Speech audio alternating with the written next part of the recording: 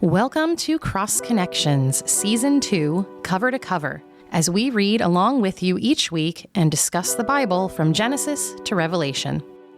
Cover to Cover is hosted by Rick Morley, Elliot VanHoy, and Natalee Hill. Join us as we discover how these stories connect us to God, to our inner selves, and to one another in a world that tries so hard to disconnect us. Hey there, this is Rick. I am not here today with Elliot and Natalee. It is just me, and so this will not be as fun of an episode.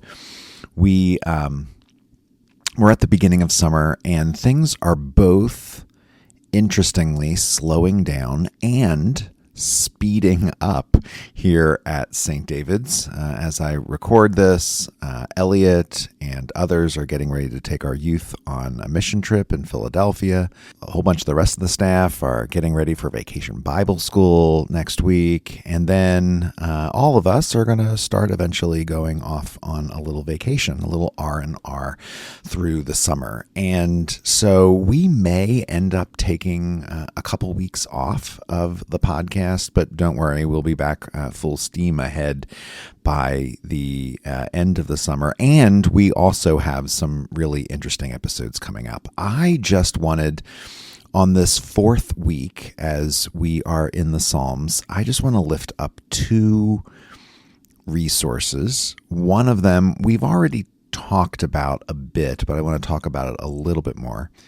And then another one that is, I think is kind of new, and I want to walk you through it a little bit. So the first is the 30-day Psalter. So I think in the very first episode when we talked about the Psalms, we talked about how in the Anglican Episcopal tradition, the first Book of Common Prayer put together by Archbishop Thomas Cranmer in 1549 included the Psalter, the Book of Psalms. And one of the things that he did was he divided the Psalms into 60 groups of approximately 40 verses per group. And they were meant to be prayed 2 groups a day. So he has, for 30 days, there are Psalms assigned for the morning and Psalms assigned for the evening. And they just go straight through the book of Psalms. You start at Psalm 1, and then on the first day, the morning of the first day, and then on the evening of the 30th day, you pray the 150th Psalm, and then you go back to the beginning again. One of the things he wanted to do in creating the Book of Common Prayer was to put a common prayer resource in the hands of all Christians, all Anglican Christians, all Christians from the Church of England and its related churches. And so that we would use the Psalms for prayer. The Psalms have been, as we've talked about, they were the prayer book of Jesus. Jesus prayed the Psalms. Jesus probably knew the Psalms word for word. Everyone around him probably knew the Psalms word for word, not so much because they read them, but because they sang them. And just like when someone starts noodling on the piano and they start playing Amazing Grace, or they start playing All Creatures of Our God and King, we just start singing along because those song sort of etches itself into our hearts in ways that other things just sort of don't. And so Cranmer was providing this resource and sort of expecting Christians to pray with this Psalter. And to do it, 40 verses-ish in the morning and 40 verses-ish at night seemed like a thing that was, doable and that would then form Christians, and specifically, as he was writing for Christians in England, form Christians in England to be a people that prayed with the Psalms, the Psalter, the prayer book of Jesus, the prayer book of ancient Judaism, the prayer book of the temple, and now the prayer book of Christians all around the world. And so one of the things I do in my own personal spiritual practice is, as you know, I read 4 chapters of the Bible every day, and I do this every day of the week, every day of the year, and I start in Genesis and I go through Revelation. But I do not include the Psalms in that yearly go through the Bible. And the reason is because I also every day use the 30-day Psalter. So I read the entire Bible once through, Genesis to Revelation, and I read the Psalter entirely through from Psalm 1 to Psalm 150 every single month. So I'm doing the Psalter 12 times a year. And sometimes I do it as is meant to be done. I do, the portion for the morning in the morning and the portion for the evening in the evening. Honestly, 5 to 6 days out of the week, I end up doing all of them in one sitting. I either know I have a really busy night, and so I'm just going to do them all in the morning, or I have a really busy morning, and so I just do them all at night. I remember there was one time where my younger daughter, Maddie, and I went on a hiking trip. We were going to Zion National Park in Utah, and it was the first time that just she and I went away for a while by ourselves. And I had to tell her, listen, Daddy, every morning and every night, I'm just going to stop what I'm doing and I'm going to pray the Psalms because that's what I do. And I gave her a little tiny spiel on the 30-day Psalter. I'm like, this is what Daddy does. And her question to me was, well, what do you do when you miss a day?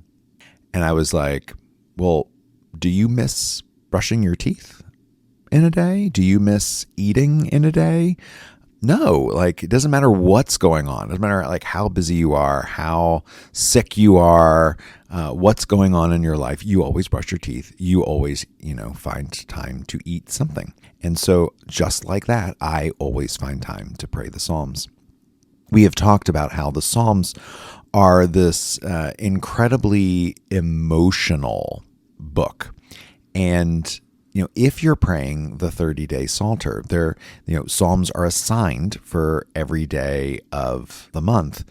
You are going to be praying Psalms that you aren't feeling those emotions at that time. You might be having sort of a blah day, and a psalm of exultant jubilation and joy will be assigned. And you're like, I'm not feeling that today. Or you might be having a pretty good day, and the psalm that is assigned for the day is a lament, a sad psalm or an angry psalm. We've talked about the imprecatory psalms where you just want to hurl fire and brimstone at your enemies. And you might not be feeling that either.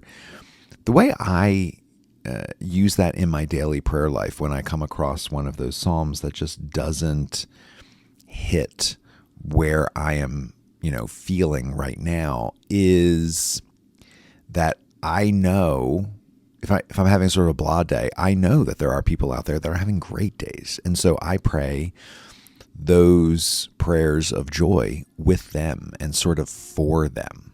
It sort of reminds me that my prayer isn't just about me, but I'm part of a larger body, all humanity created in the image of God, and all Christians, people of faith who are lifting their voice in joy to God that day. If I come across an angry psalm or a lamenting psalm and I'm not feeling that, I know that there are other people out there that are sad. And so I pray that psalm of lament with and for them. And I know there are people out there who are angry and full of rage. And so I pray those psalms for and with them too. And so in some way, the Psalms help me lift my eyes off of just what's in front of me and what's going on with me for the day, and help me remember that there is more going on in the world than just what is on the desk or the screen of Rick Morley. A super practical thing, there's 30 days of Psalms. Some months have 20. One month has 28 days, 29 days, 30 days, 31 days. Well, what do you do? So this is just my personal practice. I always just use the psalm for the day. So if there's if we're in February and there's 28 days in February, I don't end up praying the Psalms for the 29th and 30th days that month because there aren't them. And then on March 1st, I just pick right up on day 1 again. There's only one month out of the year that you get 28 days.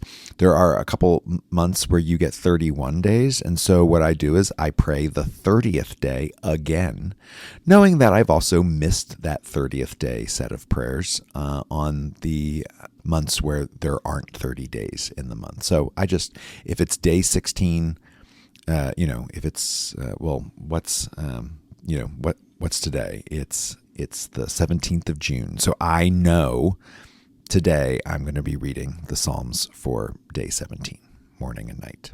So that's just what I do. So that's one resource. The other resource I want to give to you, and we've talked about singing the prayers. We talked about that with Dr. Elaine Sonnenberg-Whitelock, our music director, and with Sister Christina of the community of St. Margaret, how they sometimes sing psalms. And there is a resource. It is free. It is on the internet.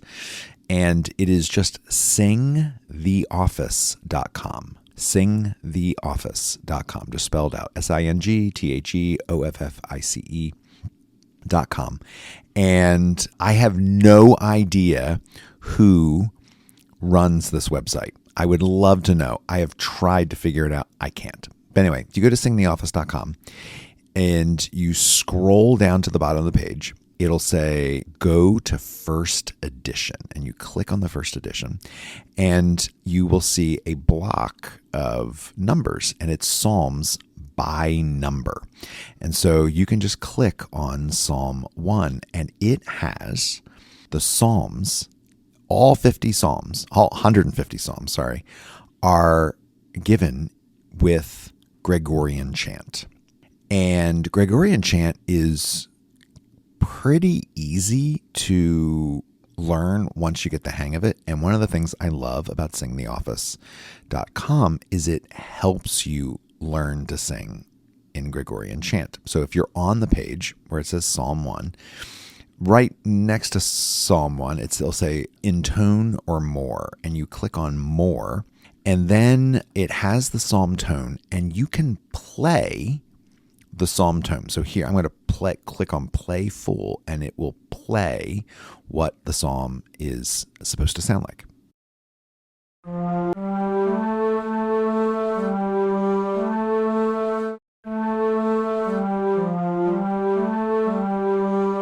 So here's what Psalm 1 would sound using this tone. I'm going to sing the whole thing. Blessed is the man that hath not walked in the counsel of the ungodly, nor stood in the way of sinners, and hath not sat in the seat of the scornful. But his delight is in the law of the Lord, and in his law will he exercise himself day and night. And he shall be like a tree planted by the waterside, that will bring forth his fruit in due season.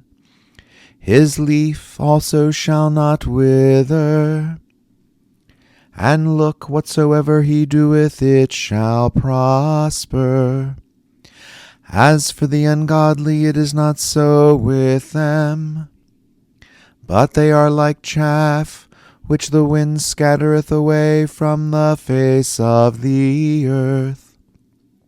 Therefore the ungodly shall not be able to stand in the judgment, neither the sinners in the congregation of the righteous. But the Lord knoweth the way of the righteous, and the way of the ungodly shall perish. Glory be to the Father, and to the Son, and to the Holy Ghost, as it was in the beginning, is now, and ever shall be, world without end. Amen. So that is how Psalm 1 would sound in Gregorian chant. When I first started out using Gregorian chant and I was using Sing the Office, like halfway through, I would be like, how does that go again? I don't think I'm doing it right. And I would literally just hit the button, play it again, and I would get back on track and I would do it. I've been singing the Psalms for, I don't know, 6, 7, 8 years at this point. And so I don't even need to listen to it anymore. I could just do it. In fact, I can read a psalm and be like, oh, I remember the tone for this, because it's familiar to me at this point. You will notice that it ends every psalm with the Gloria. Glory be to the Father, and to the Son, and to the Holy Spirit. That is not, of course, in the psalm text, but in the Anglican tradition, in morning and evening prayer, you always conclude the psalms with the Gloria. And so the Gloria is in there. You can do that or you can not do that. It is completely up to you. In my own practice, sometimes I sing them, sometimes I read them. It sort of depends on the day. Sometimes I will quote unquote sing them, but I'll sing them in my head. Like a couple weeks ago, I was on an airplane and I pulled out my Psalter and I was like, I'm not going to sing out loud I'm not going to be that guy on the plane. I'm not going to do that. And so I just sang it in my head. And remember, the Psalms are the ancient hymn book of ancient Israel. Jesus and all of his contemporaries would have sung the hymns. They would no sooner have read the Psalms than we would open up our hymnals and read a hymn. They were written and composed and designed to be sung. And so I think there is something to singing it. And I think there also is something to the simplicity of Gregorian chant, because, you're singing a lot of that verse on just the same note. And then you're ending each line with a little different ending. Anyway, I offer that to you. SingTheOffice.com is just an excellent resource. And it's free, and I think it's a good way to sort of teach yourself to learn how you might do this. So anyway, that is the end of my episode. I really wish I had Elliot and Natalee here to do this with me.